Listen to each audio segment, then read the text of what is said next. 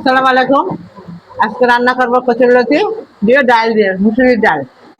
এই যে মিম, তুমি শিখতে চাচ্ছ কচুরলতি গোটা এইভাবে কুটবা, আসো দেখে যাও। এই যে আশ্রয় আশ্রয় এরকম মাথা থেকে কেটে ফেলাই দিয়ে আবার সামনেটুকু এভাবে আঁচড় দিব। আঁচড় দিয়ে দিয়ে দিয়ে দিয়ে এই যে ময়লাগুলো সব চলে যাবে একদম। ওর উপরে যে কালো পাতলা একটা খোসা থাকে ওটাও উঠে যাবে একবারে। এই যে কেটে বাস এই মাথায় একটু বলে রেখে দিলাম, বাস এইভাবে এই যে হয়ে গেল কোটা। সোজা কচু কোটা সোজা, আবার কঠিনও আছে। এভাবে কুটে নিলে হয়ে গেল কচু কোটা। কচুরলতি নিয়ে নিয়েছে, কোটার সময় আপনারা দেখেছেন। এবার মুসুরির ডালগুলো দিয়ে দেবো, চচ্চড়ি করবো আর কি। এটা আমার মা রান্না করতো এরকম, আমরা খুব খেতাম। ছোটবেলা অনেক প্রিয় ছিল আমাদের। ডাল দিয়ে কচুরলতি দিয়ে ভাত খেতে অনেক মজা, মুখে দিলে চলে যায়। আমরা সবাই খুব পছন্দ করতাম, এই জন্য আমার মাও খুব রান্না করে দিত। আর রসুন কুচি দিয়ে দিলাম,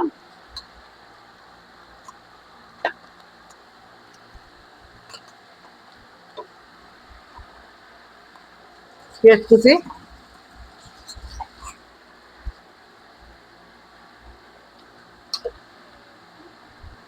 হলুদের গুঁড়া,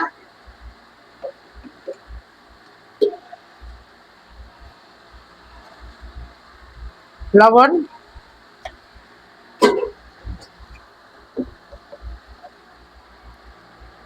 তেল,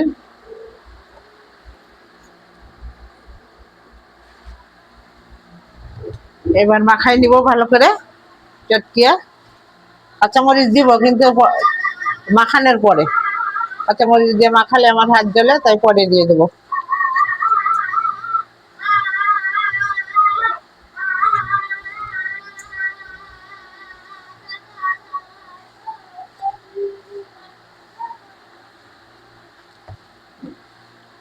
মাখাই নিলাম, মাখায় মাখায় এবার পানি দিয়ে দেবো।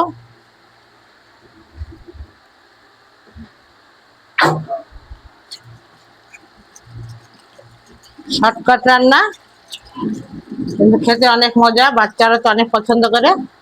আমরাও ছোটবেলা করেছি, এখনো মোটামুটি করি, এরকম খাই, ভালো লাগে। বাস আর কোনো কাজ নেই, এবার চুলায় চাপাই দেবো। পরে ঘুরে আসতেছি।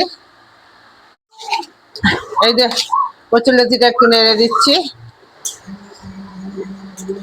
এরকম নেড়ে নেড়ে একদম সিদ্ধ হয়ে যাবে, পানিও শুকাই যাবে, গায়ে রেখে দেবো। এই যে আজকে আমার কচুরলতি রান্না শেষ। একটু ঝোল ঝোল রাখলাম আজকে ডালটা, বাচ্চারা আছে তো, ওরা তো শুকনো পছন্দ করে না, এই জন্য একটু ঝোল রাখলাম। আমরা যখন বাসায় এমনি খাই আরো শুকনো করে খাই। যে আমার মায়ের রেসিপি আগেই বললাম, অনেক টেস্টি, আপনারা করে খেয়ে দেখবেন।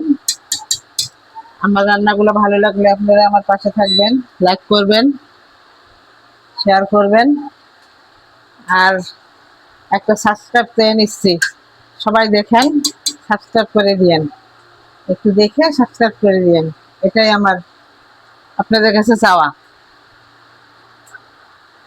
আর আমার রান্না ভালো লাগলে আমার পাশে থাকবেন।